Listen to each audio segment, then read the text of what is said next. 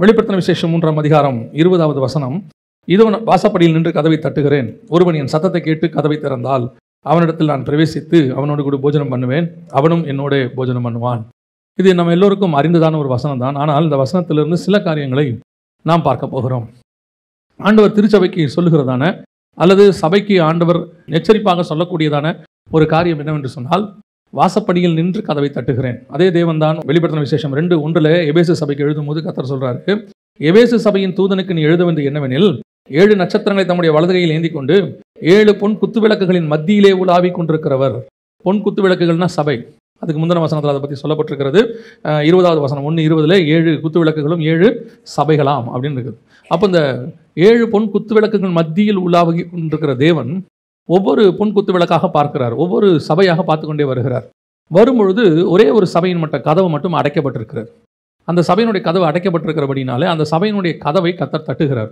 இதோ நான் வாசப்படியில் நின்று கதவை தட்டுகிறேன். பொதுவாக கர்த்தர் வாசலாக இருக்கிறார். ஒரு சபைக்கு கர்த்தர் தான் என்ன இருக்கிறாரு, அவரே சொல்றாரு, நானே வாசல் அப்படின்னு சொல்றாரு. அப்போ அந்த வாசல் அவர் தான்னா கதவும் அவர் தான். அந்த வாசல் கதவு பூட்டப்பட்டிருக்குதுன்னா என்ன அர்த்தம்னா, வாசலுள்ளே தேவன் பிரவேசிக்க கூடாதபடிக்கு, சபையினுடைய கதவு என்னவா இருக்குது, கர்த்தர் பிரவேசிக்க கூடாதபடிக்கு அடைக்கப்பட்டிருந்தது. பல நேரத்தில் வாசல் அடைக்கப்பட்டிருக்காது, ஆனால் மனுஷர்கள் பிரவேசிக்க கூடாதபடிக்கு மனுஷர் அடைச்சிருப்பாங்க. நான் சொல்றது உங்களுக்கு புரியுதா? வாசிங்க 1 சாமுவேல் புத்தகம் 1ஆம் அதிகாரம் 9ஆம் வசனத்தை வாசிங்க பார்ப்போம்.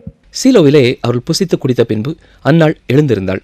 ஆசாரியனாகிய ஏலி கர்த்தருடைய ஆலயத்தின் வாசல் நிலையண்டையிலே ஒரு ஆசனத்தின் மேல் உட்கார்ந்திருந்தான்.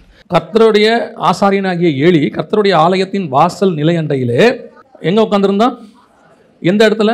வாசல் அண்டையில். அதாவது ஆண்டவர் ஒரு இடத்துல சொல்றாரு, நீங்களும் அதில் பிரவேசிப்பதில்லை, பிரவேசிக்கிறவர்களையும் பிரவேசிக்க விடுகிறதில்லை. இப்போ இவன் வாசல் நிலையண்டையில் உட்காந்துட்டான். எந்த இடத்துல? கர்த்தருடைய ஆலயத்தில். பலிபீடத்திலிருந்து பரிசுத்த ஸ்தலம் பிரகாரத்திற்கு போய் மகா பரிசுத்தத்துக்குள்ள போக வேண்டியது தான் எல்லாருக்கும் வேலை. இயேசு வருகிற வரைக்கும் மகா பரிசுத்த ஸ்தலத்துக்கு போக முடியாது. பிரகாரம் வரைக்கும் போகலாம், ஆனால் பிரகாரத்திற்கே போக விடாதபடிக்கு தடையாயிருக்கிற சில மனிதர்கள்னு வச்சுக்கலாம். பல நேரங்களிலே வாசல்கிட்ட ஒரு அடைப்பு இருக்குது. அங்கே யார் அடைச்சிக்கிட்டு உட்காந்துருக்கிறா அப்படின்னு கேட்டிங்கன்னா, மனுஷன் அடைச்சிட்டு உட்காந்துருக்கிறான். நம்மளை தேவன்கிட்ட போக விடாமல் இருக்கிறதுக்கு அந்த மனுஷன் தான் காரணமாகவே இருக்கும். ஆண்டவர் சொல்கிறாரு, நீங்கள் அநேகருக்கு இடரலாக இருக்கிறீர்கள், என் ஜனத்துக்கு இடரல் உண்டாக்குறவனுக்கு ஐயோ. இன்னைக்கு பல இடங்களில் பார்க்கும் பொழுது கிறிஸ்தவர்களை குறித்தான இடரல் உண்டாக இருக்கிறது. நான் எப்பவும் நான் சொல்லுவேன், ஒரு 50 வருஷத்துக்கு முன்னாடி 100 வருஷத்துக்கு முன்னாடி அப்படின்னு பார்த்தீங்கன்னா, கிறிஸ்தவர்கள் என்றாலே, பொதுவாக கிறிஸ்தவர்கள் என்றாலே ஒரு பேசிக் நம்பிக்கை இருந்துச்சு.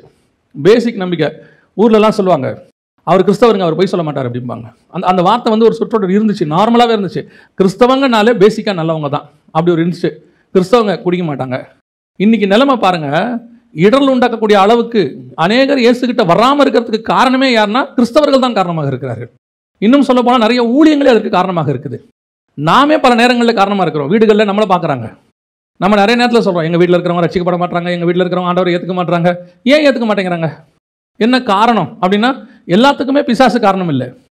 நம்ம ஒழுங்காக மைக்கை செட் பண்ணாமல் விட்டுட்டு, மைக் ஏன் சரியாக வேலை செய்யலை, பிசாசு கை வச்சுட்டான். அவனா சுவிட்ச் ஆஃப் பண்ணா, நம்ம சுவிட்சை ஒழுங்காக ஆன் பண்ணல. அதான் நான் எப்பவும் சொல்லுவேன், பாதி வேலை தான் பிசாசு, மீதி வேலை நம்மளுது. பிசாசு நம்ம கிட்ட இருக்கிற தவறை யூஸ் பண்ணிக்கிறான். அந்த மாதிரி தான் நிறைய பேர் ரட்சிக்கப்படாமல் இருக்கிறதுக்கு யார் காரணம் அப்படின்னு கேட்டிங்கன்னா, பிசாசு மட்டும் இல்லை, நாமளும் காரணம். பல நேரங்களில் நம்முடைய சாட்சிகளை அவர்கள் பார்க்கிறார்கள். வீட்டில் இருக்கிறவங்களே பார்க்குறாங்க. ரட்சிக்கப்படாத மாமியார் ரட்சிக்கப்பட்ட மருமகளை பார்த்துட்டு அந்த மருமகளுடைய சாட்சி தான் மாமியார் பரலோகத்துக்கு வர்றது இருக்கு. வாலிப பிராயத்தில் நான் சொல்கிறது 30 வருஷத்துக்கு முன்னாடி ஆண்டவரை ஏற்றுக்கொண்ட காலத்தில் திடீர்னு கேட்பாங்க, என்னடா ஒரு மாதிரி இருக்கு, ஆளே வேற மாதிரி ஆயிட்டுன்னு கேட்பாங்க. சாதாரணமாக ஆண்டவரை ஏற்றுக்கொண்ட உடனே அந்த சேஞ்சஸை பார்த்துட்டு கேட்பாங்க, என்ன ஆளே வேற மாதிரி இருக்கிற இப்போ அப்படின்னு. அதுவே சுவிசேஷம் சொல்லுவதற்கு ஒரு வாய்ப்பாக அமைஞ்சிச்சு. அவங்க பார்க்கும்போதே இதுக்கு முன்னாடி இருந்ததுக்கும் இயேசு ஏற்றுக்கொண்டதுக்கு முன்னாடிக்கும் அந்த ஒரு வாரத்தில் வேறு டிஃபரன்ஸ் வரும், கன்ஃபார்மாக வரும். பேச்சில் வரும், நடக்கையில் வரும், எல்லாத்துலேயும் வரும்.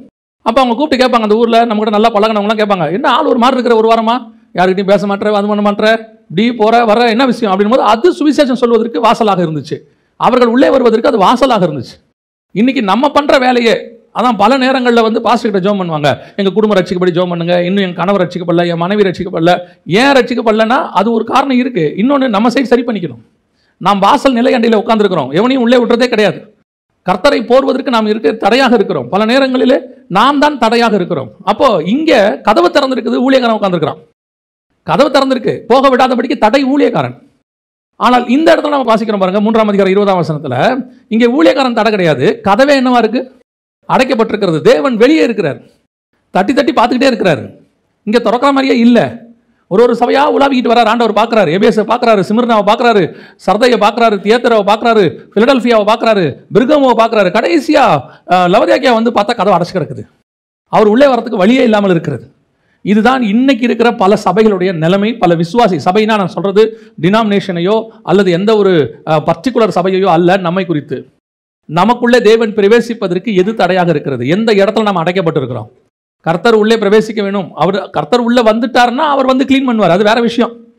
பரிசுத்த ஆவியானவரை பற்றி சொல்லும் பொழுது அவர் வந்து அப்படின்னு இருக்கும். 16ஆம் அதிகாரம் யோவான் எழுதின சுவிசேஷத்தில் அவரை பற்றி சொல்லும் பொழுது, பரிசுத்த ஆவியானவர் உங்களோட சத்திய ஆவியாகிய அவர் வந்து பாவத்தை குறித்தும் நீதியை குறித்தும் நியாய தீர்ப்பை குறித்தும் உலகத்தை கண்டித்து உணர்த்துவார். அவர் வந்து தான் செய்வார்.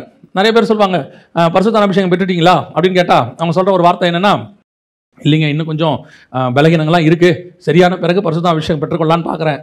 சரியாவது. ஏன் சரியாவதுன்னா அதை சரி பண்ணுறதுக்கு தான் அவரே வர்றாரு. அவர் உள்ளே வந்து தான் என்ன பண்ணுறாரு? பாவத்தையே உணர்த்துறாரு. எது பாவங்கிறது அவர் வந்தால் தான் தெரியும். நியாயப்பிரமாணம் வந்த பிறகுதான் பாவம் என்னவென்று தெரிந்தது. பரிசுத்த ஆவியானவர் வந்த பிறகுதான் நியாயப்பிரமாணத்தை தாண்டின பாவங்கள் என்னங்கிறது நமக்கு தெரியும். இப்போ ஆவியானவரை உள்ளே வர்றதுக்கு முதல்ல கதவு என்னவா இருக்கணும்? திறந்திருக்கணும்ல. உள்ளே வர உடலையே இன்னைக்கு தேவனே. பலருக்கு பார்த்தீங்கன்னா இன்னைக்கு சுயநீதியில் உட்காந்துட்டு கதவை அடைச்சிட்டு உட்காந்துக்கிட்டு நம்மகிட்ட ஒரு பிரச்சனையும் இல்லை, எங்கள் சபையில் ஒரு பிரச்சனையும் இல்லை. ஆனால் கர்த்தர் சபைக்கு உள்ளே இருக்கிறாரா வெளியே இருக்கிறாராங்கிறதான் கேள்வி. வெளியே தட்டிக்கிட்டு இருக்கிறாரு, அதில் எந்த மாற்று கருத்தும் இல்லை. திறக்கிறோமா? கதவு திறக்கப்படுதா? உள்ள தேவன் வந்தாரா? அந்த வசனங்கள் உள்ளே போச்சா? அந்த வாக்குத்தத்தம் உள்ளே போச்சா? இன்னைக்கு நமக்கு வாக்குத்தத்தத்தை படிக்கிறத விட டெலிட் பண்ணுற வேலை பெரும் வேலையாக இருக்குது. அப்படி தானே? சிலருடைய வாக்குத்தத்தெல்லாம் நம்ம என்ன பண்ணுறதே இல்லை, டவுன்லோடே பண்ணுறதில்ல. ஏன்னா அவங்க அனுப்பும் போதே 5-10 மொத்தமாக அனுப்புகிறாங்க. இன்னைக்கு தேவன் பேசிட்டே இருக்கிறாரு. நம்மளை பொறுத்த வரைக்கும் நாமெல்லாம் ரட்சிக்கப்பட்டு விட்டோம். அப்படி தானே? நம்மளாம் என்ன ஆகிட்டோம்? ரட்சிக்கப்பட்டு விட்டோம். ஆனால் வசனம் சொல்லுது, முடிவு பரியந்தம் நிலை நிற்கிறவனே ரட்சிக்கப்படுவான். இந்த ரட்சிப்பு முடிவு பரியந்தம் நிற்கணுமே. அப்போ முடிவு பரியந்தம் நிற்குவதற்கு அவர் பேசிக்கிட்டே இருப்பார். வேற எதனாலையும் முடிவு பரியந்தம் நிலை நிற்கவே முடியாது. நீங்கள் தான் முடிவு பரியந்தம் நிலை நிற்க வேண்டும். கடைசி வரைக்கும் உங்களை பாதுகாக்கிற பொறுப்பு உங்கள் கையில் தான் இருக்குது. அப்போ ஆண்டவர் பேசிக்கிட்டே இருப்பார், சொல்லிக்கிட்டே இருப்பார். நீ சரியாவுன்னு சொல்லிகிட்டே இருப்பார். அதுக்கான வசனங்களை கொடுத்துக்கிட்டே இருப்பார். பல வசனங்கள் தட்டுகிற வசனங்களாக இருக்கிறது. இன்னும் கதவு திறக்கப்படவில்லை. பல வசனங்களுக்கு நாம் அதில் சில ஆட்கள்லாம் இருக்குது, அவங்களே ஃபில்டர் பண்ணிடுவாங்க. அதெல்லாம் சும்மா இந்த வசனம்லாம் நம்ம ஓவராக இதெல்லாம் செய்யவே முடியாதுன்றவான். இந்த வசனம்லாம் செய்யணும்னா அதுக்கு நம்ம துறவியாக தான் இருக்கணும்பா. துறவிக்கு தான் எழுதியிருக்கிறார் ஆண்டவர் பைபிள். திஸ் இஸ் ஃபார் துறவிஸ்ன்னு எழுதியிருக்காரு. அந்த துறவிக்குன்னு பைபிள் எழுதலை. அதை ஃபாலோ பண்ணவங்க கொஞ்சம் பேர் துறவி ஆயிட்டாங்க. இது எழுதுனது எல்லாருக்கும், எல்லா ஜனங்களுக்கும் எழுதியிருக்கிறாங்க. அப்போ நாம் இதை எப்படி ஃபாலோ பண்ணுறோம்? உள்ள விடுறோமா? வசனத்தை உள்ள அனுப்புகிறோமா? அப்படிங்கிறது தான் கேள்வி. இன்னைக்கு இஸ்ரவேல் ஜனங்கள் ஒரு காலகட்டத்தில் தேவனுக்கு கதவை அடைத்தவர்களாய் காணப்பட்டார்கள். அதனால தான் கர்த்தர் நம்மகிட்ட வந்தார். இந்த புதிய ஏற்பாட்டு சபையும் அடைக்கப்பட்ட நிலைமைக்கு வந்துருச்சு. வாசிங்க, எசேக்கியேல் புத்தகம் 8ஆம் அதிகாரம் 7வது வசனத்தை வாசிங்க. என்னை பிரகாரத்தின் வாசலுக்கு கொண்டு போனார், அங்கே ஒரு துவாரத்தை கண்டேன். அவர் என்னை நோக்கி, மனுபுத்திரனே, நீ சுவரிலே துவாரமிடு என்றார். நான் சுவரிலே துவாரமிட்ட போது இதோ ஒரு வாசல் இருந்தது. இந்த வசனத்துக்கான அர்த்தம் புரியுதா? என்ன அர்த்தம் தெரியுமா? அதுக்கு ஆலயத்தில் வாசல் இருந்துச்சு. ஆலயத்தில் வாசல் இருந்தது. அந்த வாசலுக்கு போகிற வழியை இவன் அடைச்சிட்டான். அடைச்சிட்டு ஆல்டர்னேட்டாக ஒரு துவாரம் போட்டு உள்ளே போகிறதுக்கு இவன் வழி வச்சிருக்கிறான். வாசல்கிட்ட போனால் துவாரம் இருக்குது. இப்போ ஆண்டவர் சொல்கிறாரு, நீ இன்னொரு துவாரத்தை போடுங்கிறாரு. போட்டால் ஒரிஜினல் வாசல் அங்கே தான் இருக்குது. இப்போ வாசிங்க அந்த வசனத்தை. என்னை பிரகாரத்தின் வாசலுக்கு கொண்டு போனார், அப்பொழுது ஒரு துவாரம் இருக்கு, ஓட்டை இருக்குது. அவர் என்னை நோக்கி, மனுபுத்திரனே, நீ சுவரிலே துவாரமிடு என்றார். இன்னொரு ஓட்டை போடுங்கிறாரு. நான் சுவரிலே துவாரமிட்டு இன்னொரு ஓட்டையை போட்டு பார்த்தேன், அங்க ஒரு வாசல் இருக்குது. அதோட அர்த்தம் என்ன? ஒரிஜினலா இதான் வாசல். இருந்த வாசல் இந்த இடத்துல என்ன பண்ணிட்டான்? க்ளோஸ் பண்ணிட்டான். க்ளோஸ் பண்ணிட்டு இவன் என்ன பண்ணியிருக்கான்? ஆல்டர்னேட்டா ஒரு ஓட்டை போட்டு வச்சிருக்கான். இவன் ஒரு வாசல் ரெடி பண்ணி வச்சிருக்கான் ஜனங்களுக்கு. எதுக்கு? பிரகாரத்தின். அந்த வாசல் எவ்வளவு அழகா இருக்கு பாருங்க. 7வது வசனம், என்னை பிரகாரத்தின் வாசலுக்கு கொண்டு போனார். பிரகாரம்னா என்ன? பலிபீடம் தாண்டி பிரகாரத்துக்கு போனோம். பலிபீடம், பிரகாரம், மகா பரிசுத்த ஸ்தலம், அங்க போனோம். போகிற வழியில பார்த்தா, அந்த பரிசுத்த ஸ்தலத்துக்கு போற வழியில பிரகாரத்தை தாண்டி பார்த்தா வாசலே இல்லை. தேவன் வச்ச வாசலே இல்லை. இவன் ஒரு வாசல் சைட்ல போட்டு வச்சிருக்கிறான். ஏன் அப்படின்னு கேட்டீங்கன்னா, பிரகாரத்தின் வழியாக நீங்கள் பிரவேசிக்க வேண்டுமானால் பலிபீடத்தில் நீங்கள் சர்வாங்க தகன பலியாய் பலியானால் மட்டுமே பிரகாரத்துக்குள் பிரவேசிக்கணும். அதான் ப்ரொசீஜர். இங்க பலியாகிறவன் தான் லேவியனாய் இருந்து இங்க சர்வாங்க தகன பலி ஆகணும். இந்த பலி தான் உள்ளே போகும், மாம்சம் உள்ளே போகக்கூடாது இல்லையா? அப்போ பலி ஆயிடணும். பலியான பிறகு அடுத்த ஸ்டேஜுக்கு போகணும். இவன் பலியாகி அடுத்த ஸ்டேஜ் போறது கஷ்டம். இப்போ உங்களுக்குமே அதான் இப்ப பிரச்சனை. எது பிரச்சனை? பலியாகி பிரகாரத்து வழியாக பரிசுத்த ஸ்தலத்தில். இதான் ப்ரொசீஜர். ஆண்டவர் கொடுத்திருக்கிறது சுயாதீன பிரமாணம், மெல்கிசேதேக்கின் முறைமை, இப்படித்தான் போகணும்னு இருக்கு பைபிள்ல. இது கொஞ்சம் கடினம், ஈஸி கிடையாது. இயேசுவே சொல்லிட்டார், இது மனுஷனால் கூடாததுதான், தேவனால். ஏன் தேவனால் கூடும்? அவர் வாசலாக இருக்கிறார். அவர் சொல்றபடி கேட்டா நீங்கள் உள்ளே பிரவேசிக்க முடியும். இப்ப இவன் என்ன முடிவு எடுக்கிறான்? ரொம்ப கஷ்டமா இருக்குது. என்ன ரொம்ப கஷ்டமா இருக்கு? நீ உலகத்தை வெறுக்கணும், அது கஷ்டம். அடுத்து சிலுவையை சுமக்கணும், அது அதை விட கஷ்டம். அடுத்து என்னை நான் சிலுவையில் அறையப்பட ஒப்பு கொடுக்கணும், அது அதை விட கஷ்டம். அடுத்து நான் சாகணும், முடியவே முடியாது. அப்ப என்ன பண்ணலாம்? நான் உனக்கு ஒரு சைடு வழி சொல்லி கொடுக்கிறேன். என்ன சைடு வழி? உலகத்தாருக்கு பரலோகத்துக்கு போறதுக்கு நிறைய சைடு வழி இருக்கு. இப்ப நமக்கு ஒரு வழி இருக்குது பரலோகத்துக்கு போறதுக்கு, உலகத்தாருக்கு நிறைய வழி இருக்குது. என்னங்க? இயேசுவை ஏற்றுக்கொண்டு சிலுவையில் அறையப்பட்டவரை போல நாமும் சிலுவையில் அறையப்பட்டாதான் பரலோகத்துக்கு போக முடியும். இதான் வழி, நோ அதர் வே. நித்திய ஜீவனை சுதந்திரிக்கணும்னா உலகத்தாருக்கு என்ன இருக்குது? நீ தான தர்மம் பண்ணு, பரலோகத்துக்கு போயிடலாம். ஏதாவது ஒரு புனித தலத்துக்கு போயிட்டு வா, பரலோகத்துக்கு போயிடலாம். ஏதாவது உன் சரீரத்தில் கொஞ்சம் பாடு அனுபவி, பரலோகத்துக்கு போயிடலாம். முக்கியமானவங்களை கொண்டு போய் ஏதாவது ஒன்று செஞ்சுட்டு வா, பரலோகத்துக்கு போயிடலாம். வேலை முடிஞ்சு. இதுதான் சைடு துவாரம். இந்த சைடு துவாரம் ஈஸி, எப்பவுமே சைடு துவாரம் ஈஸி. இந்த ஆல்டர்னேட் வே, இதுக்கு பேர் என்னது? ஆல்டர்னேட் வே. வாசலுக்கு பதிலாக வேறொரு வாசல் ஓட்ட போட்டு வச்சிருக்கான். இது வழியா வாங்க, ஒரு கஷ்டம் இல்லை, ஈஸியா போயிடலாம். எங்க? நாங்க பிரகாரத்தை தாண்டி பரிசுத்த ஸ்தலத்துக்கே வழி வச்சுட்டோம். உள்ளுக்குள்ள நீ போய் பார்க்கலாம். இப்ப இவர் பார்க்கிறாரு, செவர் இருக்கு, வாசலையே காணோம். நான் சொன்ன வாசல் இல்ல. இன்னைக்கு இயேசு சொன்ன வழிமுறை, பரலோகத்துக்கு போகிற வழிமுறை சபையிலே இல்லை. இன்னைக்கு சபை சொல்லிக் கொடுக்கிற, அநேக சபைகள் சொல்லிக் கொடுக்கிற வழி ஆல்டர்னேட் வே. என்ன ஆல்டர்னேட் வே? தசமாங்க காணிக்க கொடுத்தா நீ பரலோகத்துக்கு போயிடலாம். எங்க ஊழியத்துக்கு நீ கொடுத்துட்டீங்கன்னா பரலோகத்துக்கு போயிடலாம். ஏழைகளுக்கு தான தர்மம் கொடுத்துட்டீங்கன்னா நீ பரலோகத்துக்கு போயிடலாம்.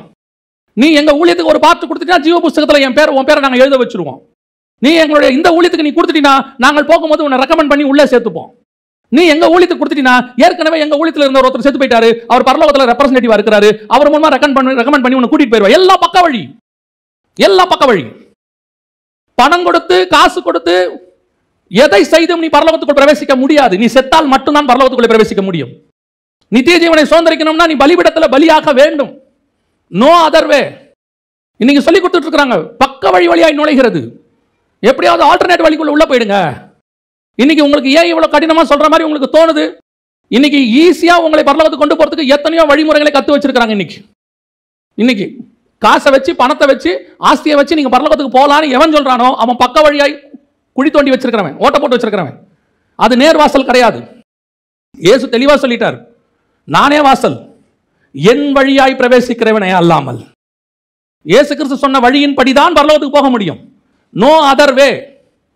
பக்க வழியா போகணும்னு நினைச்சீங்க, இன்னைக்கு கடைசி காலத்தில் கிறிஸ்தவர்களுக்கு இந்த பக்க வழியா நுழையிற வழியை சொல்லி கொடுத்துட்டாங்க. நிறைய ஊழியக்காரங்க, நிறைய ஊழியங்கள் ஈஸியா போறதுக்கான வழி சொல்லி கொடுத்துட்டாங்க. Don't worry. இயேசு உன் செய்த பாவம், செய்கிற பாவம், செய்ய போகிற பாவம் எல்லாத்தையும் மன்னிச்சிட்டாரு. நீ பாவம் செஞ்சாலும் டோன்ட் வரி, நித்திய ரட்சிப்பு அது. நீ பாவம் செஞ்சாலும் இயேசு உன்னை கூட்டிட்டு போயிடுவார் பரலோகத்துக்கு. இது பக்க வழி, ஓட்ட போட்டு வச்சிருக்கான், ஓட்ட போட்டு வச்சிருக்கான். கேர்ஃபுல்லாக இருந்து கொள்ளுங்க, இல்லைன்னா கடைசி காலத்தில் உங்களை ஏமாற்றி விடுவார்கள். ஒரே ஒரு வழிதான் இருக்குது, நானே வழியும் சத்தியமும் ஜீவனுமாக இருக்கிறேன். அந்த வழியில வெறும் வழி மட்டும் இல்ல, அந்த வழியில சத்தியமும் இருக்கு. அந்த சத்தியத்தை நீங்க அந்த வழியா போய் சத்தியத்தை கை கொண்டா ஜீவன் கிடைக்கும். அந்த வழியா போகாம சத்தியத்தை கை கொள்ளனா ஜீவன் கிடைக்காது. இன்னைக்கு நீங்க கிறிஸ்தவங்க, ஆவிக்குரியவருங்க, விசுவாசிகள் சபைக்கு வருகிறீர்கள்.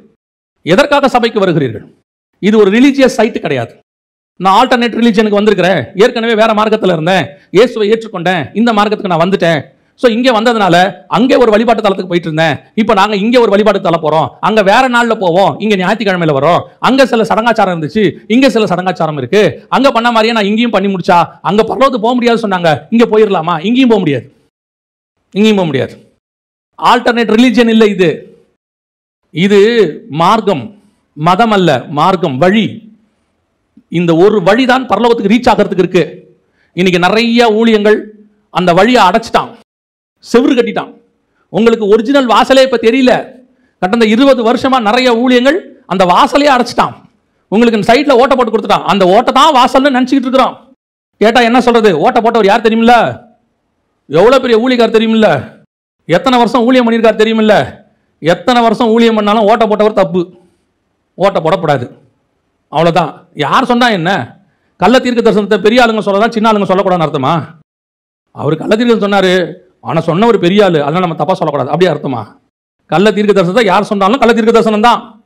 அதே மாதிரி சைடு ஓட்ட போட்டு பரலோகத்துக்கு போறதுக்கு இதெல்லாம் செஞ்சா நீ போயிடலான்னு யாராவது சொன்னாங்கன்னா இயேசுவை தவிர்த்து நோ அதர் வே. அப்ப இந்த வழியா நீ போகணும்னா இப்ப அவர் சொல்றாரு, நீ ஒரு துவாரமிடு, சைடில் என்ன செய்ய, துவாரமிடு, ஏன்னா இதுதான் ரைட் வே, சைடில் ஒரு ஓட்ட போடுங்கிறாரு. இப்போ உள்ள போய் பார்த்தா அங்க என்ன இருக்குது, அங்க ஒரு வாசல் இருக்குது. இவன் கர்த்தர் சொன்ன கதவை அடைச்சிட்டு இவனுக்குன்னு வசதிக்கு ஏற்ற மாதிரி இவன் என்ன பண்ணிட்டான், ஒரு கதவை திறந்துட்டான். இப்பதான் இவர் போய் பார்க்கறாரு, ஓ இதுதான் ஒரிஜினல் வழி போல. நியாயப்பிரமாணத்தை மோசையை கொடுக்கும்போது ஒரிஜினல் வழி இது வழியா தான் பிரவேசிக்கணும்னு ஆண்டவர் அவங்களுக்கு சொல்லி வச்சிருந்தாரு. இயேசு வரும்போது பார்த்தா இவன் வேற ஒரு வழி ரெடி பண்ணி வச்சிருக்கிறான். இவர் இப்ப ஒரிஜினல் வழியை ஓபன் பண்ணணும்னு பார்க்கறாரு. இவரை கல்லறிய பார்க்கறான், இவரை திட்ட பார்க்கறான், இவரை ஊருக்கு வெளியே தள்ள பார்க்கறான், இவரை கொண்டு போய் சிலுவையில் அறைய பார்க்கறான். ஏன்? இவர் ஒரிஜினல் வழியை சொல்லி கொடுத்துருக்கிறாரு. அவன் என்ன பண்றான், பிரதான ஆசாரியனும் முக்கியமானவனோ, இவர் என்னடா நம்ம புதுசா வந்து போதிக்கிறாரு. ஏன்? நாங்க 2000 வருஷமா இதை போதிக்கிறோம். 2000 வருஷமா நீங்க இப்படி போதிக்கல, 2000 வருஷமா தப்பு பண்ணிக்கிட்டு இருக்கீங்க, அதை 2000 வருஷமா கத்த கண்டிச்சுக்கிட்டே இருக்கிறாரு. புரியுதுங்களா? மோசே காலத்துக்கு அப்புறம் நியாயாதிபதிகள் காலத்திலே தப்பு வந்துருச்சு. அங்கேயுமே கர்த்தர் என்ன பண்றாரு, ஏலி கிட்ட வந்து கண்டிக்கிறார். அப்புறம் திருப்பி எலியா வச்சு கண்டிக்கிறார், ஏசாயாவை வச்சு கண்டிக்கிறார், எலிசாவை வச்சு கண்டிக்கிறார், எசேக்கியேலை வச்சு கண்டிக்கிறார், எரேமியா வச்சு கண்டிக்கிறார். நீ 2000 வருஷமா சரின்னு செய்யல, 2000 வருஷமா தப்பு தான் பண்ணிட்டு இருக்கிறோம். 2000 வருஷமா கர்த்தர் அதை சரி பண்ண தான் பார்த்துக்கிட்டு இருக்கிறார். 2000 வருஷமா ஒரு தப்பை நீங்கள் செய்கிறதுனால அது சரியாய் மாறிடாது. 2000 வருஷம் நாங்கள் இதே தான் ஃபாலோ பண்றோம். ஏன்பா வீட்டுக்குள்ள இந்த மாதிரி புதுசா கொண்டாடுறீங்க, புதுசா பண்டிகை இல்லை என்னென்னமோ கொண்டாடுறீங்களா, இதுனா புதுசா இருக்குதே. உங்களுக்கு தெரியாது 1500 வருஷமா இருக்குது. 1500 வருஷமா இருக்கட்டும், 5000 வருஷமா இருக்கட்டும், ஏன் வச்சிருக்கிய, எதுக்கு இருக்கு இது? இது என்ன வாசல்? யார் உருவாக்கின வாசல்? எதன் வழியாக உள்ள நீங்கள் வந்திருக்கிறீங்க? இப்ப சொன்னோம்னா அவனுக்கு கோவம் வருது. என்ன இத்தனை வருஷம் நாங்க சொல்றோம், இவர் தான் ஒரு புதுசா சொல்றாரு. அதைத்தான் இயேசுவை சொன்னான், அதே தான் இயேசுவை சொன்னான். இன்னைக்கு இவன் ஒரு வாசலை உண்டாக்கி இவன் ஒரு காரியத்தை செஞ்சுட்டான். இப்ப இவர் சொல்றாரு, நீ என்ன செய்ய, ஒரு ஓட்டையை போட்டு அந்த வாசல் கிட்ட போன்னு சொல்றாரு. வாசிங்க 8ஆம் அதிகாரம் எசேக்கியேல் புஸ்தகம் 8வது வசனம் வாசிங்க. அவர் என்னை நோக்கி, மனுபுத்திரனே, நீ சுவரிலே துவாரமிடு என்றார். நான் சுவரிலே துவாரமிட்ட போது இதோ ஒரு வாசல் இருந்தது. அவர் என்னை பார்த்து, நீ உள்ளே போய் அவர்கள் இங்கே செய்கிற கொடிய அருவருப்புகளை பார் என்றார். உள்ள போய் பார்க்க சொல்றாரு. ஒரிஜினல் வாசல் இப்பதான் இருக்குது. இவன் உண்டாக்கி வச்ச வாசல் எப்படி இருக்குது? கிளீனா இருக்கு, நீட்டா இருக்கு, ஈஸியா இருக்கு. உள்ள பிரவேசிப்பதற்கு எல்லாமே எப்படி இருக்குது? வசதியா இருக்குது, சூப்பரா இருக்கு. இப்ப இவர் சொல்றாரு, இல்ல நீ இன்னொரு ஓட்டை போட்டா ஒரிஜினல் வாசல் அங்கதான் இருக்குது, இதுதான் ஒரிஜினல் வாசல். ஆனா ஒரிஜினல் வாசல்ல பார்த்தா இவன் என்ன பண்ணி வச்சிருக்கான்? எரிச்சல் உண்டாக்குற காரியம் இருக்கு. 5வது வசனம் வாசிங்க. அவர் என்னை பார்த்து, மனுபுத்திரனே, உன் கண்களை ஏறெடுத்து வடக்கே பார் என்றார். அப்பொழுது நான் என் கண்களை ஏறெடுத்து வடக்கே பார்த்தேன். இதோ பலிபீடத்தின் வாசலுக்கு வடக்கே பார்த்தேன். நடையிலே எரிச்சல் உண்டாக்குகிற அந்த விக்கிரகம் இருந்தது. எரிச்சல் உண்டாக்குற விக்கிரகம். கர்த்தர் சொன்ன வாசல்ல என்ன வச்சுட்டான்? எரிச்சல் உண்டாக்குற விக்கிரகத்தை வச்சுட்டான். இப்ப என்ன பிரச்சனை? வாசல்ல யார் உட்காந்துருந்தது முன்னாடி? 1 சாமுவேல் இல்ல, ஏலி உட்காந்துருந்தான். உட்காந்துருந்தது யாரு? ஆசாரியன். இப்ப இந்த ஆசாரியன் இருக்கிறானே, இவன் உட்காந்துருந்தானா ஆசாரியனுக்கு பதிலாக இன்னொரு ஆசாரியனை உள்ள கூட்டு போயிடலாம் இல்லையா? இப்ப ஏலிக்கு பதிலாக யார் வந்துட்டா அந்த இடத்துக்கு? சாமுவேல் வந்தாச்சு. இப்ப ஏலிக்கு பதிலாக என்ன இருக்குது? வாசல்ல விக்கிரகம் இருக்கு. அதுவும் என்ன விக்கிரகம்? எரிச்சல் உண்டாக்குகிற விக்கிரகம். இப்ப மனுஷனுக்கு பதிலாக பிசாசை கொண்டாண்டான். வாசல்ல என்ன உட்காந்துருக்கு? இப்ப ஏன் இவன் ஒரிஜினலை அடைச்சிட்டான் தெரியுங்களா? ஒரிஜினலை அடைச்சிட்டா அந்த இடத்துல இவன் கர்த்தருக்கு பிரியமில்லாதெல்லாம் கொண்டாண்டான். அதை யாராவது பார்த்துட்டு கேட்பாங்க, என்னப்பா இப்படி செய்யற, என்னப்பா நீ இப்படி பண்ற, ஏன்பா கிறிஸ்தவத்துல இப்படிலாம் பண்ணலாமா, ஆண்டவர் சொல்லாததெல்லாம் கிறிஸ்தவத்துல பண்றீங்களேப்பா, இந்த குதி குதிக்கிறீங்களே, இந்த கத்துறீங்களே, இந்த மாதிரி கர்த்தருக்கு விரோதமான காரியங்கள் எல்லாம் நீங்க செய்றீங்களே அப்படின்னு கேட்டா உடனே ஒரு செவுரு அடைச்சிருவான். செவுத்தை அடைச்சிட்டு இவன் ஒரு ஓட்டை போட்டு கொடுத்துருவான். அந்த ஓட்டைக்குள்ள போங்க, அதுல ஒண்ணுமே இருக்காது. ஏன்னா அது பரலோகத்துக்கும் போகாது, அது பைபாஸ். அதை போட்டு கொடுத்துட்டான். இப்ப பாக்குறவங்களாம் அவர் என்னங்க சொல்றாரு, அவர் என்ன இயேசுவை பத்தி தானே சொல்றாரு, டே அவன் வேற ஒண்ணு செஞ்சுட்டு இருக்கிறான்டா, உங்களுக்கு தெரிய மாட்டேங்குது. அவன் சொல்றது வேணா இயேசுவின் நாமத்துல இருக்குது, அவன் செய்கிறதெல்லாம் எரிச்சல் உண்டாக்குகிற விக்கிரகத்தின் வேலை. இன்னைக்கு அதுதான் நடந்துகிட்டு இருக்குது கிறிஸ்தவத்துல. இயேசுவின் பெயர்ல வாசல்ல வச்சிருக்கிறதெல்லாம் கர்த்தருக்கு என்னத்தை உண்டாக்குது? எரிச்சல் உண்டாக்குது. ஊழியக்காரனை தள்ளிட்டு வேற ஊழியக்காரனை ஏற்படுத்த முடியும், ஆனால் தேவனுக்கு பதிலாக இவர்கள் வேறு தேவனை கொண்டு வந்து விட்டார்கள். இப்போ கிறிஸ்தவத்துல இயேசு கிறிஸ்துவுக்கு பதிலாக வேற தேவனை கொண்டு வந்து நுழைக்கிற வேலையை செஞ்சுட்டு இருக்காங்க. பார்க்கறதுக்கு தான் இயேசு கிறிஸ்து மாதிரி இருக்குது, எல்லாம் பார்க்கறதுக்கு தான் வசனம் சொல்ற மாதிரி இருக்குது. ஆனால் இன்னைக்கு நடக்கிற காரியங்கள் அத்தனையும் கர்த்தரை எரிச்சல் உண்டாக்குகிற காரியம். இன்னைக்கு நிறைய ஊழியக்காரன் அவங்க போட்டு வச்ச ஓட்டையை பார்த்துக்கிட்டு இருக்கிறான். அந்த ஓட்டையில ஒன்றும் இல்லைங்க. இவங்க தான் சும்மா சொல்லிட்டு இருக்காங்க, இவங்க தான் சும்மா கத்திக்கிட்டு இருக்காங்க, இவங்க தான் சும்மா அதை பத்தி பேசிட்டு இருக்காங்க. நாங்க போய் பார்த்தோம், அதுல ஒண்ணும் இல்லை. நீங்க பார்த்ததோ பைபாஸ். ஒரிஜினலா கர்த்தர் சொன்ன வே இருக்குது, அது இங்க பைபிள்ல சொல்லி இருக்குது. இந்த வழியை போய் ஓட்ட போட்டு பாருங்க, ஆராய்ந்து பாருங்க. இயேசு சொன்ன வசனத்துக்கும் இன்னைக்கு இருக்கக்கூடிய ஆராதனைகளுக்கும், இயேசு சொன்ன வசனத்துக்கும் இன்னைக்கு இருக்கக்கூடிய செய்திகளுக்கும், இன்னைக்கு பைபிள்ல சொல்லி இருக்கிற வசனத்துக்கும் இன்னைக்கு இருக்கிற ஊழியக்காரனுடைய வாழ்க்கை முறைக்கும் ஏதாவது ஒத்து போகுதான்னு கொஞ்சம் பாருங்க. ஏன்னா இது பைபாஸ்ல ஓட்ட போட்டது, பார்க்கறதுக்கு உங்களுக்கு சரி மாறி தெரியுது. காலம் மாறிட்டே இருக்குது, நம்மளும் மாறணும். அப்பதான் இதெல்லாம் சரியாகும். நம்ம சும்மா இப்படி பேசிட்டு இருக்க கூடாது. மூத்த ஊழியர் ஒருத்தர் சொல்றாரு, காலம் மாறும்போது நம்மளும் மாறணும். நல்லா தெரிஞ்சுக்கொள்ளுங்க, காலம் மாறும், எல்லாம் மாறும். பைபிள் மட்டும் மாறவே மாறாது, வசனம் மட்டும் மாறவே மாறாது. அது நேற்றும் இன்றும் என்றும் மாறாதது. ஏன்னா இயேசு கிறிஸ்து நேற்றும் இன்றும் என்றும் மாறாதவர். அது ஏதோ 2000 வருஷத்துக்கு முன்னாடி எழுதுனது, பழைய ஸ்கிரிப்சர்ஸ். புதுசா நம்ம கொஞ்சம் ஆல்டர்னேட் பண்ணணுன்ற அவசியமே கிடையாது. அவர் எழுதும் போதே 2000 வருஷத்துக்கு 3000 வருஷத்துக்கு அப்டேட் பண்ணி தான் எழுதி கொடுத்துருக்கிறார். இதை ஃபாலோ பண்ண வேண்டியது மட்டும்தான் நம்முடைய வேலை. இதுல நடுவில் நீங்க ஒரு ஓட்டை போட்டுக்கிட்டு, ஜனங்களுக்கு ஏற்ற மாதிரி நீங்க ஒரு வழியை உண்டாக்கி கொடுத்துக்கிட்டு, ஒரு காலத்தில் இயேசு கிட்ட சொல்லிட்டு போன ஒருத்தன் வந்து, இது கடினமான உபதேசம், யார் இதில் நிலை நிற்பார்கள். எப்படிங்க செய்ய முடியும்? அவன் கொஞ்சம் பரவாயில்ல, உத்தம சொல்லிட்டு போயிட்டான். இப்ப இருக்கவன் என்ன பண்றான் தெரியுமா? இப்ப இருக்க யங்ஸ்டர்ஸ்க்கு நம்ம இவ்வளவு கஷ்டமாலாம் கொடுக்க கூடாது. நான் சொல்றேன், நீங்கள் சபைக்கு வரும்போது கஷ்டப்பட்டு தான் வருகிறீர்கள், வேதனையோடு தான் வருகிறீர்கள். புரியுதா? யாரும் இங்க இல்லைன்னு சொல்லல. ஆனா இந்த வேதனை கஷ்டத்தை போக்குற ஆறுதலை பரிசுத்த ஆவியானவர் தர்றாரு. But church is not the entertainment place. உங்களை என்ன கிடையாது, இது உங்களை மகிழ்விக்கிற இடம் கிடையாது. இது உங்களை டிரான்ஸ்ஃபார்ம் பண்ற இடம். இப்போ நீங்க போயிட்டு ஒரு ட்ரெஸ்ஸை லாண்ட்ரிக்கு போடுறீங்க, லாண்ட்ரி கடையில் பார்த்தா காலரு கை எல்லாம் அழுக்காக இருக்குது. அவங்க சொல்கிறீங்க 2-3 நாள் போட்டு ரொம்ப அழுக்காயிடுச்சுங்க, இது கொஞ்சம் நல்லா க்ளீன் பண்ணி கொடுங்க. இப்போ அந்த லாண்ட்ரிக்காரர் எடுத்து பார்க்குறாரு, இது ரொம்ப வேலை செஞ்சுருக்கும் போல, டே நைட்டாக போட்டிருப்பாங்க போல, ரொம்ப கடினமாக உழைச்சிருக்கும் போல இந்த சட்டை. நம்மளும் இதை தேவையில்லாமல் அடித்து உடச்சி துவைச்சி காய வச்சு ஏன் இந்த சட்டையை கஷ்டப்படுத்துவானே, மென்மையாக அப்படியே நம்ம என்ன செய்யலாம், தடவி கொடுத்து அயன் போட்டோம்னா சூடாக இருக்கும், சூடு தாங்காது சட்டை, அதனால் கையிலேயே மடித்து தலைகாணி கடியில் வச்சு மேலே உட்காந்து அமுக்கி திருப்பி போகும்போது கொடுத்துட்டா சட்டை நல்லபடியாக போகும், சட்டைக்கும் சேதாரம் இல்லை. சட்டை மேலே இப்படி பாசமாக லாண்ட்ரிக்கார் இருந்தாருன்னா உங்களுக்கு ஓகேவா? நீங்கள் சொல்லுவீங்களா, நல்ல லாண்ட்ரிக்கார் நீங்கள் தான், என் சட்டையை அடிக்காமல் உதைக்காமல் நல்லபடியாக பார்த்துக்கிட்டீங்க. அன்றைக்கெல்லாம் ஸ்கூலில் கொண்டு போய் விடும்போது அப்பா அம்மா சொல்லி விடுவாங்க, கண்ணு 2 விட்டுட்டு தோலை உரிங்கம்பாங்க, சாத்துங்க அந்த வயலை போட்டும்பாங்க. ஏற்கனவே இவங்களும் சாத்துவாங்க. போதாக அங்கே சொல்ல, ஏன் அவங்களோட எண்ணம் என்ன, அவன் அடித்தாலும் உதைத்தாலும் அடி வாங்கினாலும் அவன் சரியாயிட்டா சரி, அவன் கரெக்ட் ஆகிட்டானா போதும். இன்னைக்கு வாங்குற அடி அவனுக்கு மறந்துடும், ஆனால் அதனால ஏற்படக்கூடிய விளைவு நல்லவனா மாறுறான்ல, அது வாழ்க்கை முடிவு பரியந்தம் நிற்கும். அப்படித்தான் சட்டையும் அப்படிதான். போனவொன்னே லாண்ட்ரிக்கார் என்ன பண்ணுவார், வெள்ளாவியில போட்டு எடுத்து அடிச்சு துவைச்சு, காலர் அழுக்கு இருக்குதா அங்கதான் போட்டு நரண தேப்பார், எங்க அழுக்கு தெரியுதோ அங்கதான் போட்டு தேப்பார். நல்லா தேய்ச்சி எடுத்து பார்த்தா கிளீனா இருக்கும். அதுக்கு மேல வச்சு வேற அயனை வேற போடுவார், சூடு பரிசுத்த ஆவியின் அபிஷேகத்தை போடுவார். போட்டு நல்லா தோச்சி இவங்க இஷ்டப்படி அதை மடிப்பாங்க, மடிச்சு நல்லா கொண்டாந்து அப்படி கையில கொடுப்பாங்க. அவர் வா சூப்பரா வெளுத்திருக்கீங்க சார், எந்த யாரும் வெளுக்க முடியாத அளவுக்கு நீங்கள் வெளுத்திருக்கிறீர்கள். அப்பதாங்க நல்ல பேர் கிடைக்கும். சபை அந்த மாதிரி இடம். நீங்கள் 1 வாரம் கஷ்டப்பட்டு வரீங்க, உண்மை இல்லைன்னு சொல்லல, ஆனால் அங்க இருக்கக்கூடிய பாவங்கள் அக்கிரமம் அநீதி எல்லாம் அங்கங்க ஒட்டிக்கிட்டு இருக்கோம்.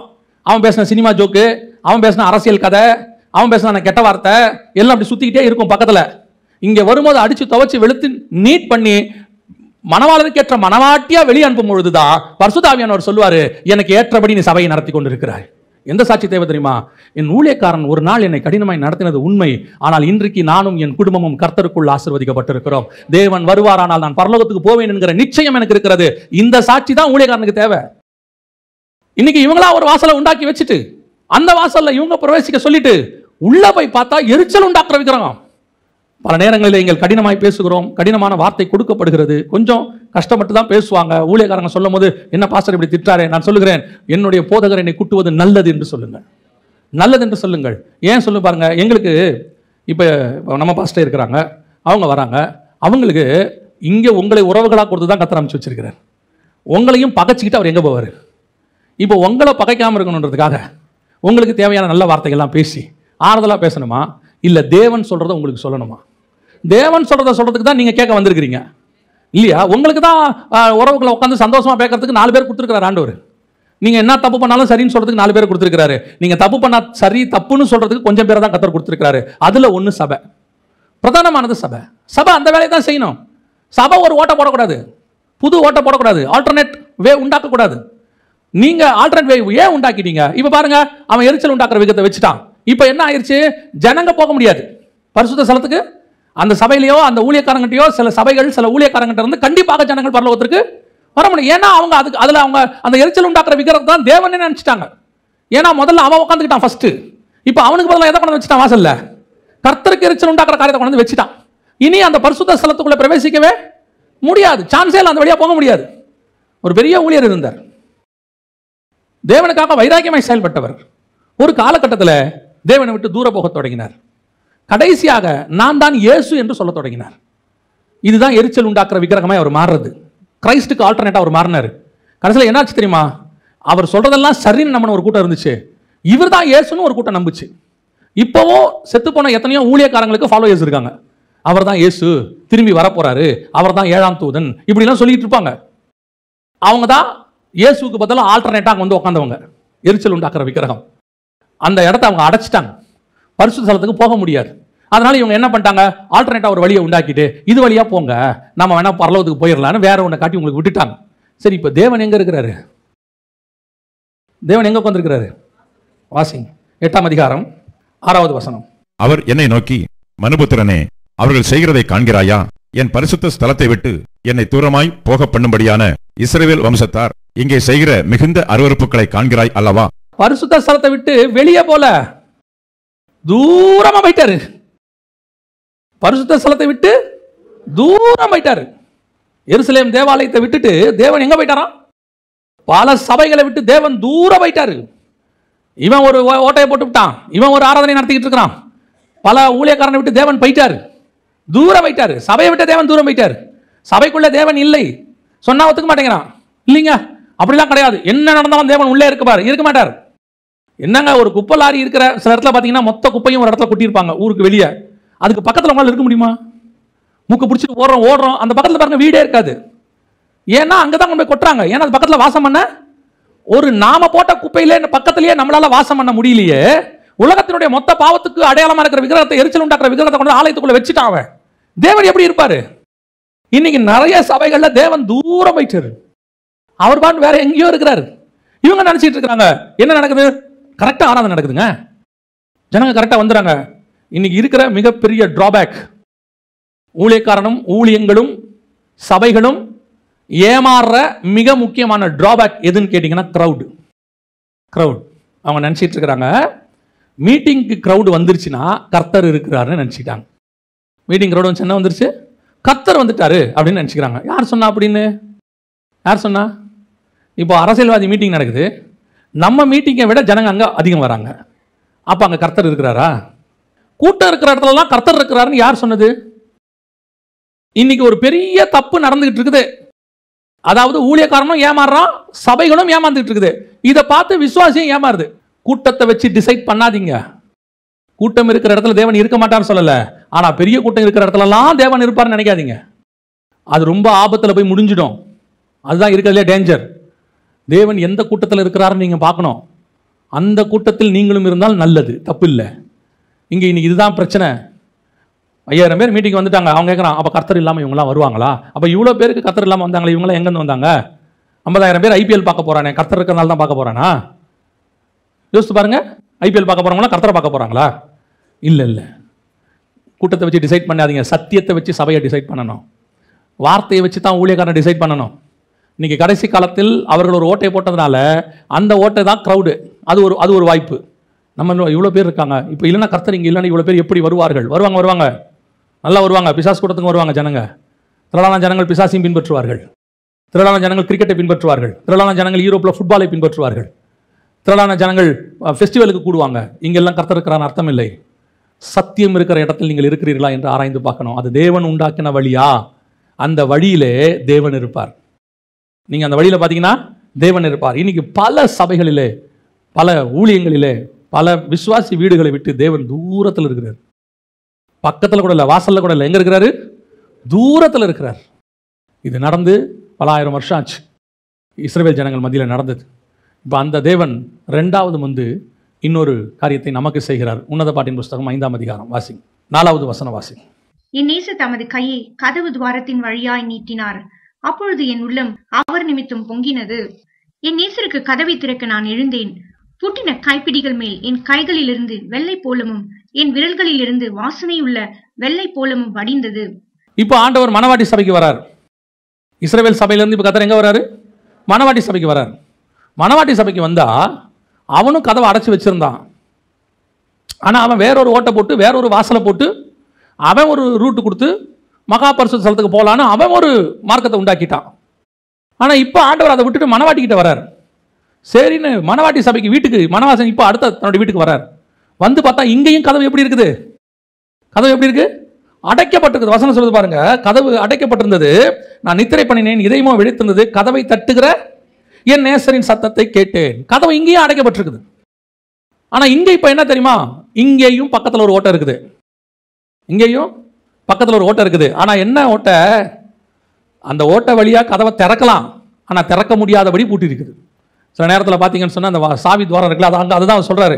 4வது வசனம், என் நேசர் தமது கையை கதவு துவாரத்தின் வழியாய், இந்த கதவு துவாரங்கிறது சாவி போடுறது, சாவி போட்டு திறக்கிறது, ஓப்பன் பண்ற இடம். ஆனா உள்ளுக்குள்ள பூட்டியாச்சு. இப்ப இவரே திறக்க முடியல. இவர் வராரு, திறக்கிறதுக்கு வழி இருக்கு இப்ப சபைக்கு. ஆனா சபை என்ன பண்ணிருச்சு? பூட்டிருச்சு. திறக்க முடியாத இடத்துல சபை கிடக்கு. நான் வஸ்திரத்தை களைந்தேன், பாதத்தை கழுவினேன், நான் படுத்துட்டேன், இதுக்கு மேல வந்து எங்க திறக்கிறது அப்படின்ற இடத்துக்கு ஆயிப்போச்சு. இப்ப அவர் பார்க்கிறார், தட்டி தட்டி தட்டி பார்க்கிறார். கடைசியா ஒரு வேலை ஒன்று பண்றார் நேசர். அங்கே பக்கத்தில் ஒரு ஓட்டை இருக்கிறது. அந்த ஓட்டையின் வழியாக, கதவு துவாரத்தின் வழியாக தமது கையை நீட்டினார். அவர் நீட்டின உடனே என்ன நடந்துச்சுன்னு பார்த்தீங்கன்னா 5வது வசனம், என் நேசருக்கு கதவை திற நான் எழுந்தினேன். பூட்டின கைப்பிடியின் மேல் என் கைகளிலிருந்து வெள்ளை போலமும் என் விரல்களிலிருந்து வாசனையுள்ள வெள்ளை போலமும் வடிந்தது. இப்போ அந்த துவாரத்தின் வழியாக உள்ளுக்குள்ள என்ன வந்திருக்குது? வெள்ளை போலம் வந்திருக்குது. அந்த வாசனை உள்ளுக்குள்ள வீசுது. வெள்ளை போலம் என்பது எதை குறிக்கிறது? இயேசு கிறிஸ்துவினுடைய நாமத்தினுடையதான சாட்சியின் வாசனை, இயேசு கிறிஸ்துவினுடைய அன்பு, அவர் நமக்காக்கப்பட்ட பாடுகள். வெள்ளை போலங்கிறது உங்களுக்கு தெரியும் நினைக்கிறேன். ஏற்கனவே நம்ம எடுத்துருக்கோம் நிறைய நேரத்தில். இந்த சிமிர்னா அதை பற்றி நம்ம எடுத்துருக்கோம், ஞாபகம் இருக்கும்னு நினைக்கிறேன். அதில் வெள்ளை போலம் தான் யூஸ் பண்ணுவாங்க. அது ஒரு கசப்பான அனுபவம். வெள்ளை போலங்கிறது கசப்பான ஒரு டேஸ்ட். அதே நேரத்தில் வாசனையானது, சாட்சியின் வாசனை வீசும். ஆனால் எந்த சாட்சியின் வாசனை? நீங்க வாசிங்க, வெளிப்படுத்தின விசேஷம் 20ஆம் அதிகாரம் 4ஆம் வசனம். அன்றியும் நான் சிங்காசனங்களை கண்டேன், அவைகளின் மேல் உட்கார்ந்தார்கள், நியாய தீர்ப்பு கொடுக்கும்படி அவர்களுக்கு அதிகாரம் அளிக்கப்பட்டது. இயேசுவை பற்றிய சாட்சியின் நிமித்தமும் தேவனுடைய வசனத்தின் நிமித்தமும் சிரசேதம் பண்ணப்பட்டவர்களுடைய ஆத்துமாக்களையும் மிருகத்தையாவது. அது போதும். இப்ப இவங்க 2 பேரும் பாடுகள். என்ன பாடு இவங்களுக்கு? இயேசுவை பற்றிய சாட்சி நிமித்தமும் தேவனுடைய வசனத்தின் நிமித்தமும் சிரச்சேதம் பண்ணப்பட்டவர்கள். இந்த பரலோகத்துக்கு வர லிஸ்ட் எல்லாம் பாருங்களேன். இந்த வெள்ளை போலத்துக்கு ஈக்குவலா சொல்றேன். பரலோகத்துக்கு வரக்கூடிய லிஸ்ட் எல்லாம் பாருங்க. இங்க இவங்க யாரு ஆட்சி பண்ண போறவங்க? 1000 வருஷ அரசாட்சி. இயேசுவை பற்றிய சாட்சி நிமித்தமும் தேவனுடைய வசனத்தின் நிமித்தமும் சிறைச்சேதமான செத்தவங்கன்னு இருக்குது. சிறையில் ஆண்டவர் அவங்க தலை வெட்டப்பட்டாங்களோ என்னமோ. அடுத்து இன்னொரு குரூப் இருக்குது பாருங்க. 6ஆம் அதிகாரம் 9வது வசனம் வாசிங்க. அவர் 5ஆம் முத்திரையை உடைத்த போது தேவ வசனத்தின் நிமித்தமும் தாங்கள் கொடுத்த சாட்சியின் நிமித்தமும் கொல்லப்பட்டவர்களுடைய ஆத்துமாக்களை பலிபீடத்தின் கீழே கண்டேன். பலிபீடத்துக்கிட்ட இருக்கிறவங்களும் யார் தான்? ரத்த சாட்சிகள். ஆனா என்ன சாட்சி? தேவ வசனத்தின் நிமித்தமும் தாங்கள் கொடுத்த சாட்சி நிமித்தமும் கொல்லப்பட்டவர்கள். இங்கேயும் வசனத்தின் நிமித்தமும் சாட்சி நிமித்தமும் கொல்லப்பட்டவர்கள். அங்கே இயேசுவின் நிமித்தமும் வசனத்தின் நிமித்தமும் கொல்லப்பட்டவர்கள். அப்ப அந்த பரலோகத்துக்கு வரவங்க அத்தனை பேருக்குள்ளேயும் ஒரு உபத்திரவமும் பாடும் அங்க என்ன இருக்குது? நியமிக்கப்பட்டிருக்கிறது. இப்ப இது வந்து பாருங்க, பலிபீடத்துக்கிட்ட. அது வந்து பூமியில 1000 வருஷ அரசாட்சி. சிங்காசனத்துல நிக்கிறவங்களை பத்தி பாருங்க என்ன சொல்லுது? 7ஆம் அதிகாரம் வெளிப்படுத்தின விசேஷத்துல 14 வாசிங்க. அதற்கு நான், ஆண்டவனே, அது உமக்கே தெரியும் என்றேன். அப்பொழுது அவன், இவர்கள் மிகுந்த உபத்திரவத்தில் இருந்து வந்தவர்கள், இவர்கள் தங்கள் அங்கிகளை ஆட்டுக்குட்டியானவருடைய ரத்தத்திலே தோய்த்து வெளுத்தவர்கள். அப்ப இந்த வெள்ளை போலம், பாடு, உபத்திரவம் இதெல்லாமே வெள்ளை போலத்துக்கான அடையாளம். இப்ப ஆரோனின் சிரசின் மேல் வந்து ஒரு அபிஷேக தைலத்தை ஊத்த சொல்றாரு 30ஆம் அதிகாரத்துல. இதுல யாத்ராகமத்துல சொல்லும் போது சொல்றாரு 500 சேக்கல் வெள்ளை போலமும் 250 சேக்கல் சுகந்த பட்டையும். எதுக்கு சொல்றாரு? இதெல்லாம் எல்லாம் கசப்பு, அத்தனையும் கசப்பு, உபத்திரவம். இயேசு கிறிஸ்து பாருங்க குடிக்க கொடுக்கும்போது யோவான் சொல்லுது, அவருக்கு வெள்ளை போலம் கலந்த காடியை குடிக்க கொடுத்தார்கள். அது ஒரு கசப்பான அனுபவம், ஆனா வாசனை சாட்சி. உபத்திரவம் ஆனால் சாட்சி. இந்த பூமியில நம்ம படுகிற பாடு சாட்சி. இப்ப இயேசு என்ன பண்றாரு? கதவை தட்டி தட்டி தட்டி பார்க்கறாரு, வசனத்தை அனுப்புறாரு. வசனத்தை அனுப்பி அனுப்பி அனுப்பி பார்க்குறாரு, இது என்ன செய்யல, கதவை திறக்கல. அவன் வேற ஓட்ட போட்டு வேற பக்கம் போயிட்டான், அவனை விட்டாச்சு. இப்போ இங்கே வந்துட்டார் மனவாட்டிக்கிட்ட. சரி நீயாவது திறப்பன்னு பார்த்தா இங்கேயும் கதவை அடைச்சிருக்கு. இப்போ பார்க்குறாரு, சரி உனக்கு இன்னொரு ஆல்டர்னேட் வே இருக்குது, அந்த வே வழியா அது உன் இருதயத்தை திறக்கிறதுக்கான வே. அந்த கதவின் துவாரத்தின் வழியாக கையை நீட்டினார். இப்போ உள்ள என்ன வருதுன்னு கேட்டிங்கன்னா, இயேசு கிறிஸ்து நமக்காகப்பட்ட பாடுகள், நமக்காக அடிக்கப்பட்டது, நம்முடைய பாவத்தை சுமந்தது, காயங்கள் அடைந்தது, அவர் நமக்கு பட்டதான உபத்திரவம், நமக்காக மரித்தது, அத்தனை சாட்சியின் வசனமும் கைகளில் பட்டு அவளுக்கு வழியை தொடங்குகிறது. அது அப்படியே உள்ள வருது. பல நேரத்தில்ங்க நீங்கள் தனிமையில் உட்கார்ந்துருக்கும் போது, நீங்கள் தேவனோடு கூட சஞ்சரிக்கும் போது, அந்த தேவன் நம்ம மேல் வைத்த அன்பை நினைத்து நம்ம சும்மாவே அழுவோம் தெரியுமா? பல நேரங்களில் நம்ம அழுவோம், எனக்கா ஆண்டவரை இவ்வளோ பெருசு, என்னையா நீங்கள் இப்படி நேசிக்கிறீங்க? அதான் மனவாட்டி சொல்கிறா, அந்த வெள்ளை போல என் கையில் பட்டுச்சு, அது பட்ட உடனே என் இருதயம் பொங்கிட்டுங்கிற. 5ஆம் அதிகாரம் 4ஆம் வசனம் உன்னத பாட்டு சொல்லுது, என் நேசர் தமது கையை கதவின் துவாரத்தின் வழியை நீட்டினார், அப்பொழுது என் உள்ளம் அவர் நிமித்தம் பொங்கினது. ஐயோ நான் இவரை மிஸ் பண்றேனே. எனக்காகப்பட்ட பாடுகள். பல நேரங்களில் நம்ம பாவம் மன்னிக்கப்பட்டு ஒரு 10 வருஷம் ஆயிடுச்சு அப்படின்னும் போது நம்ம கொஞ்சம் ஸ்பிரிச்சுவல் வாழ்க்கையில் கேஷுவல் ஆகிட்டே வருவோம். அந்த பழசெல்லாம் மறந்து போயிடும். அவர் எவ்வளோத்துலேருந்து நம்மளை தூக்கி எடுத்தாருன்னு மறந்துடும், எந்த சேத்துலேருந்து எடுத்தாருன்னு மறந்துடும், எந்த இடத்துலேருந்து காப்பாற்றினாருன்னு மறந்துடும், எந்த மரண படுக்கையில் டாக்டர்லாம் கைவிட்டு தூக்கிட்டு வந்தாருன்றது மறந்துடும், எந்த விக்கிரக நரகத்துக்கு முன்னாடி இருந்து காப்பாற்றி கொண்டு வந்தாருன்றது மறந்துடும், எந்த இடத்துல எத்தனை பேருக்கு முன்னாடி கேவலமா கிடந்த நம்மளை கொண்டு கர்த்தர் மேல ராஜாவா உட்கார வச்சாருன்றது மறந்துடும். ஆனா தாவீதுக்கு அது மறக்கவே மறக்காது. அவனுக்கு அந்த அன்பு இருந்துகிட்டே இருக்கும். அதான் ஆண்டவர் சொல்றார் சபையை பார்த்து, ஆதியிலே கொண்டிருந்த அன்பை விட்டா என்று உன் பேரில் எனக்கு ஒரு குறை உண்டு. சில நேரத்தில் கர்த்தர் அந்த கதவின் துவாரத்தின் வழியாக நம்ம அடைக்கப்பட்டு நம்ம படுத்துட்டு ஜாலியா சந்தோஷமா உப்பரிக்கையில உலாவிக்கிட்டு, எனக்கு என்னங்க கர்த்தர் நம்மளை அப்படி வச்சிருக்காரு இப்படி வச்சிருக்காரு, கர்த்தர் ஆசீர்வச்சிருக்காரு. பல நேரங்களிலே உபத்திரவத்தில் கர்த்தருக்கு காட்டுகிற வைராக்கியம் ஆசீர்வாதம் வரும்போது தடுமாறி போகுது. உபத்திரவத்தில் கர்த்தர் மேல இருந்த பற்று, ஓடி வந்த ஜபம், அவருக்காக இருந்த வைராக்கியம், கொஞ்சத்துல அவருக்கு இருந்த எனக்கே கொஞ்சம் தான் இருந்துச்சு, ஆனா அதுல கொஞ்சம் எடுத்து வைராக்கியமா அவருக்கு ஃபர்ஸ்ட் எடுத்து கொடுக்கறது. ஆனா இப்போ நிறைய வருது, ஆனா கொடுப்போம் ஃபர்ஸ்ட் கொஞ்சம் இடம் வாங்குறதுக்கு கொஞ்சம் பத்தாக்குறையா இருக்கு, வாங்கிடுவோம். ஆண்டவருக்கு மொத்தமா கொடுப்போம். உட்காந்து பார்த்துட்டே இருக்கார் ஆண்டவர். உன் ஆதியில கொண்டிருந்த அன்பு எங்க? அப்பதான் அந்த சுவாமி அந்த கதவு துவாரத்தின் வழியாக கையை அப்படி விடுவார், அந்த அன்பு வந்து வரும். சில நேரத்தில் அப்படி தனிமையில் உட்காந்துருக்கும் போது ஆண்டவர் சொல்வார், நீ எங்கேருந்து உன்னை தூக்கிட்டு வந்தேன் தெரியுமா, எந்த இடத்துலேருந்து காப்பாற்றினேன் தெரியுமா, உன்னை எப்படி இருந்த இடத்துலேருந்து தூக்கிட்டு வந்தேன், உன் படிப்பு உன்னை கொண்டு வந்து மேலே உட்கார வைக்கல தம்பி, உன்னுடைய திறமை உன்னை கொண்டு வந்து மேலே உட்கார வைக்கல தம்பி, இந்த படிப்பு திறமையெல்லாம் உனக்கு உதவி செய்யும்படி நான் கொண்டு வந்து மேலே உட்கார வச்சேன், உன்னை புழுதியிலிருந்து கொண்டு வந்து உன்னை ராஜாக்கள் மத்தியில் உட்கார வச்சேன். நிறைய பேருக்கு அந்த மேலே வந்த உடனே சும்மா அப்படியே காலை நீட்டி படுகிற அனுபவம், அப்படியே வஸ்திரத்தை கலைஞ்சிட்டு இனிமேட்டு நமக்கு ஒன்றும் பிரச்சனை இல்லை, 3 தலைமுறைக்கு சொத்து சேர்த்தாச்சு, இனிமேல் நமக்கு என்ன கவலை, நல்ல பேரு, நல்ல ஆஸ்தி, நல்ல சம்பாத்தியம், என்னை யாரும் ஒன்றும் பண்ண முடியாது. வாயின் வார்த்தை கிருப.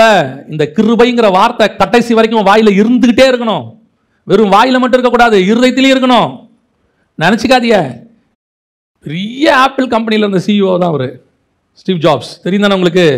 எல்லாம் விட்டு போய் கடைசியாக சொன்னாப்புல, எதுவுமே இல்லை எங்கிட்ட, இப்போ ஒன்றுமே இல்லை என்னாப்புல. நம்ம காலத்தில் வாழ்ந்த மனுஷன். ஹிஸ்ட்ரியில் எடுத்து பாருங்க, உலகத்தில் 70% ஜெயிச்ச மனுஷன் தான் அலெக்சாண்டர். வெறுங்கையாய் போகிறேன் என்று சொன்னான். போய் சவுதி அரேபியாவுடைய ராஜாவை புதைச்சாங்க. அந்த மரணத்தை எல்லாரும் கொஞ்சம் போய் பாருங்க. அதெல்லாம் அவங்க நமக்கு சொல்லி கொடுக்குற பாடம். பெட்டியில கூட வைக்கல, துணியில சுத்தி கொண்டு போய் புதைச்சாங்க. அவங்க சொல்றாங்க, ராஜாவா இருந்தாலும் உயிர் போய் விட்டால் அவன் சாதாரண மனுஷன் தான், அவன் மண்ணுக்கு தான் திரும்புகிறான். இன்னைக்கு உட்காந்துருக்கும் போது பெருமை, படிப்பை பத்தின பெருமை, அப்படியே மேலே உட்காந்துருக்கிற இடத்த பத்தின பெருமை, நெஞ்ச நிமித்துறது, கண்ணை உயர்த்துறது, எனக்கேவான்னு கேட்கறது, கொஞ்சம் முடி அழகா இருந்தால் அதில் ஒரு பெருமை, அதை தூக்கி அப்படி முன்னாடி போட்டு ஊத்துறது. அப்படி எது அழகா இருக்கோ அதை எடுத்து அப்படி பெருமையாக காட்டுறது.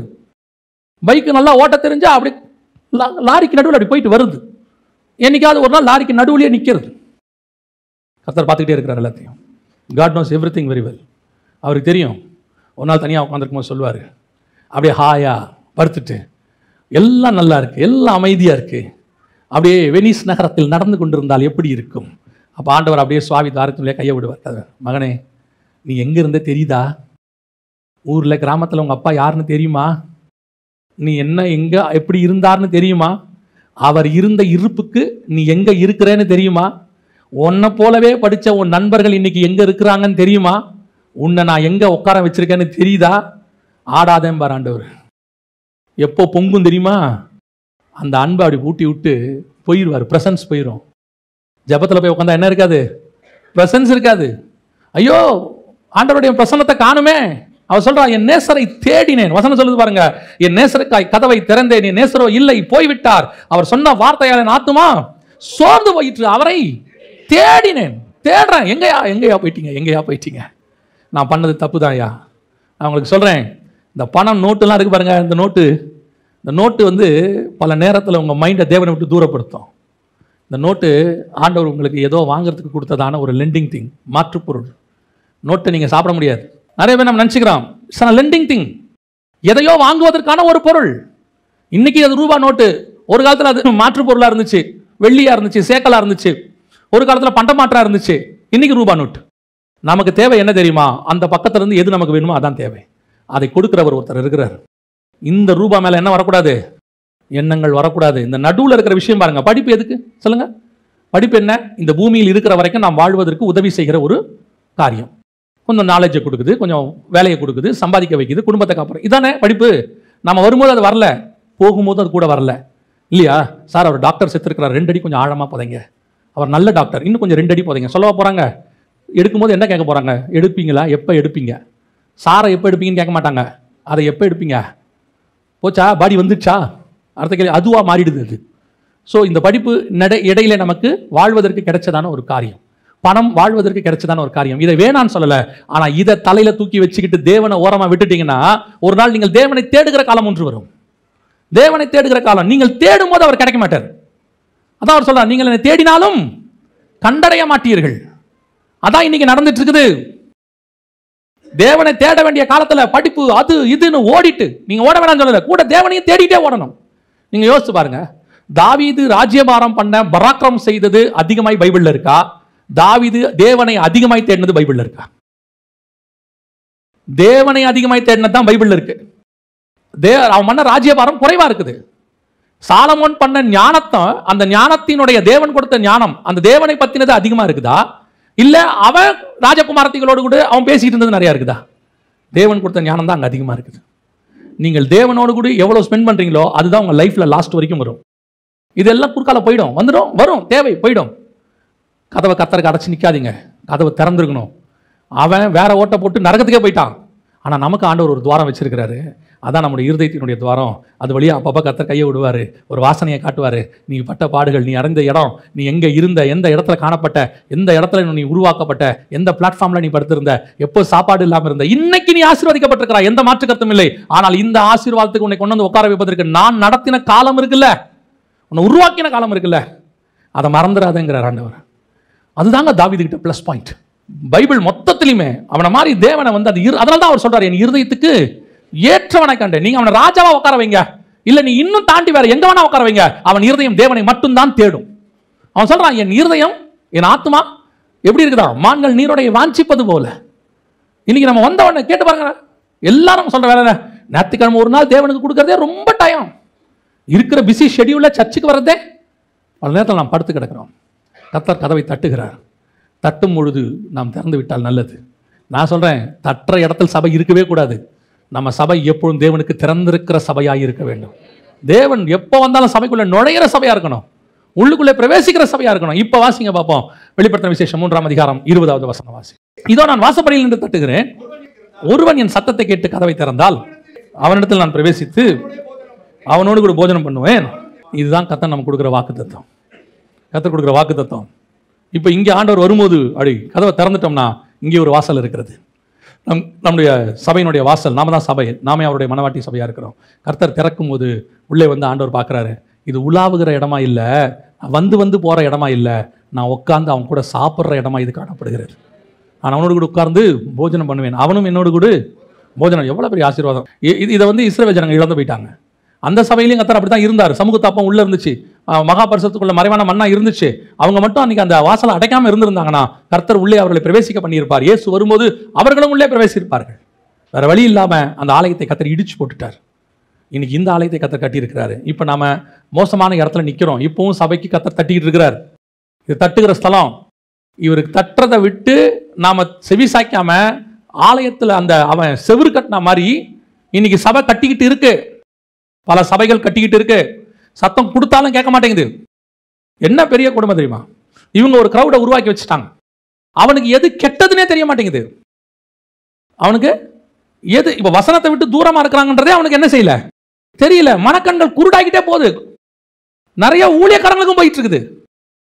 சபைக்குள்ள களியாட்டம் பண்றாங்க, இது சரி அப்படின்னு ஒரு குரூப் இருக்கு. சபைக்குள்ள கள்ள உபதேசம் சொல்றாங்க, இது கள்ள உபதேசம். ஒரு காலத்துல கள்ள உபதேசத்தை கண்டுபிடிக்க முடியாது. இப்ப கள்ள உபதேசம் எப்படி இருக்கு தெரியுமா? கண்டுபிடிக்கிற அளவுலாம் இல்ல, வெளிப்படையா இருக்கு. அவன் சொல்றதே என்னவா இருக்கு? கள்ள உபதேசம்ங்கிறது வெளிப்படையா இருக்கு. ஆனாலும் ஜனங்களுக்கு என்ன இல்லை, இப்ப உணர்வுள்ள இருதயம் இல்ல, அடைச்சாச்சு. இந்த கதவு அடைக்கப்பட்ட இடம் போய் கதவுக்கு பதிலாக அவன் என்ன பண்ணிட்டான்? ஒரு காலத்துல கதவை எடுத்துட்டு என்ன பண்ணிட்டான்? செவுரு எழுப்பிட்டான். இப்ப கூட நீங்க போய் பாருங்க, எருசலேம்ல ஈஸ்டர்ன் கேட்னு ஒரு இடம் இருக்குது, கோல்டன் கேட்னு சொல்லுவாங்க. அப்புறமா நீங்க முடிஞ்சா டைம் இருந்தா அப்புறமா போய் பாருங்க. அந்த இடத்துல டோர் இருக்காது, செவுரு வச்சு கட்டிட்டான். கட்டினது யூதம் இல்ல, ஆனா கட்டியாச்சு. அது 10ஆம் நூற்றாண்டுல அவங்க செஞ்சாங்கன்னு வச்சுக்கோங்களேன். கட்டினது யூதம் கிடையாது. ஆனா இப்ப அந்த வாசல் என்னவா இருக்குது? அந்த வாசலை பத்தி பைபிள்ல கூட இருக்கு. நீங்க வேணா அந்த வசனத்தை வாசிங்களேன். எசேக்கியேல் புஸ்தகம் 44ஆம் அதிகாரம் 2-3 வசனங்கள் வாசிங்க. இந்த வாசல் திறக்கப்படாமல் பூட்டப்பட்டிருக்கும். அந்த வாசல் தான் இப்ப பூட்டி வச்சிருக்கான். கிழக்கு வாசல்னு பேரு, ஈஸ்டர்ன் கேட்னு பேரு.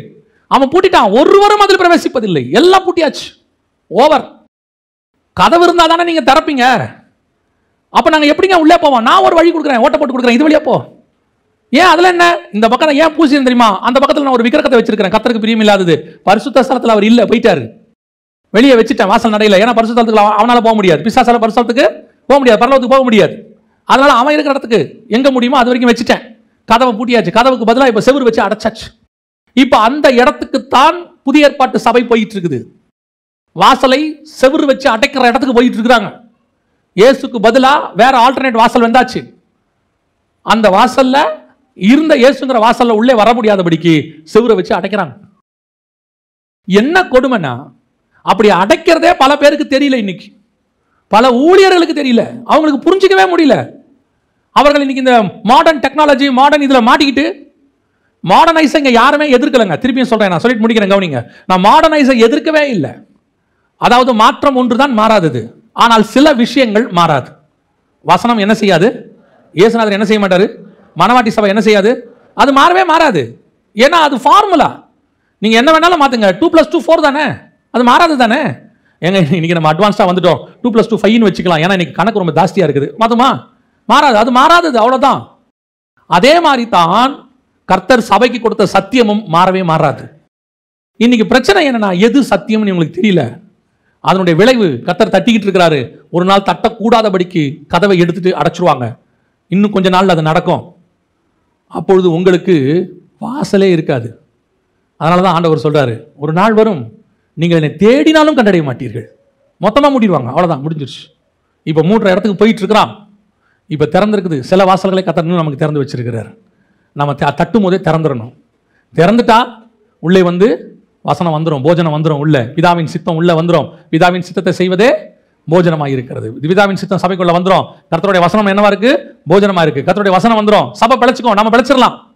நீங்க இன்னும் அதுக்கு பின்னாடியே போயிட்டு இருந்தீங்கன்னா ஒரு நாள் முழு செவரியும் அடைச்சிருவாங்க. அவங்க வேற ஒரு ஓட்டையை போட்டு கொடுத்துருவாங்க. அந்த ஓட்டை வழியா போவீங்க, அந்த துவாரத்தின் வழியா போவீங்க. அது பரிசுத்த ஸ்தலத்துக்குள் போகவே போகாது.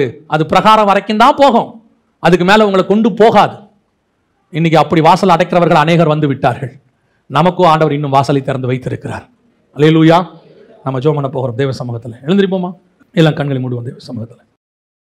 உங்களை ஆராய்ந்து பாருங்க.